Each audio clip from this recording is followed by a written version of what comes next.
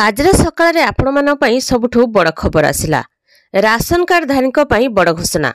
ओडिशा सरकार एने बड़ निर्देश। जदि आपण प्रधानमंत्री गरीब कल्याण अन्न योजनार हिताधिकारी तेबे आपण ये होची बड़ खबर।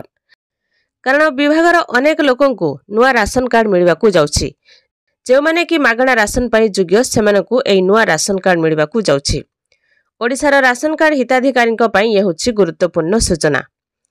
तेबे खाद्य जोगाण मंत्री सूचना अनुसार केओसी अपडेट हो जाइछि। जो माने एई योजनार लाभ पाइबा पाई योग्य सेमानकु राशन कार्ड मिलिबो। किंतु विभागीय अधिकारी माने कहउछन्ति जे अनेक अयोग्य राशन कार्ड जोगु व्यक्तिकर अधिकार उल्लंघन होछि। आउ सबुठो बड़ कथा होछि जे जदि आपण माने एई पर्यंत आपण मानकर राशन कार्ड तयारी करि नाहंती तेबे सर्वप्रथमे आपणकु आवेदन प्रक्रिया संपूर्ण करबाकू पड़िबो। अधिकारी माने आपणकर जांच प्रक्रिया करिवे। तापरे एक तालिका रे प्रकाश पाइबो एवं आपणकु नुआ राशन कार्ड जोगाई दिया जिवो। ए राशन कार्ड रा आवेदन करिथिबा हिताधिकारी मानक पई होछि बड़ खबर। मासक मध्य रे हिताधिकारी को मिलिबो नुआ राशन कार्ड। ए सहित राशन कार्ड रे चाउल सह गहम मध्य मिलिबाकू जाउछि। एने जोगाण मंत्री कृष्णचंद्र पात्र सूचना दैछन्ति। या छड़ा से कहिसंती जे बीजेडी सरकार गहम को बंद करी केवल चाउल जोगाउथिले तेबे एबे पुणी थरे पूर्व भली चाउल सहित गहम जोगाई दिया जिवो।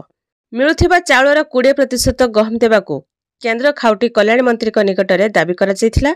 लोकंकर गहम चाहिदा को दृष्टि रखी एभली दाबी करा जायथिबा श्रीमंत्री पात्र कहिसंती।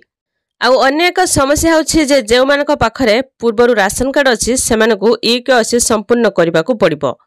राशन कार्ड थिबा समस्त को एक शर्त दिया जायछि जे सेमानकू सेमानकर सविशेष तथ्य अपडेट करबाकू पड़िबो।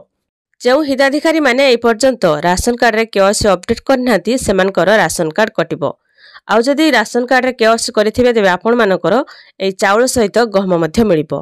आउ जेउ माने नुआ राशन कार्ड पई अप्लाई करथिले सेमानकू नुआ राशन कार्ड मिलिबो। आपण मानकर राशन कार्ड अछि कि नहीं, राशन कार्ड रे केवाईसी करछन्ती कि नहीं कमेंट रे जणेबे।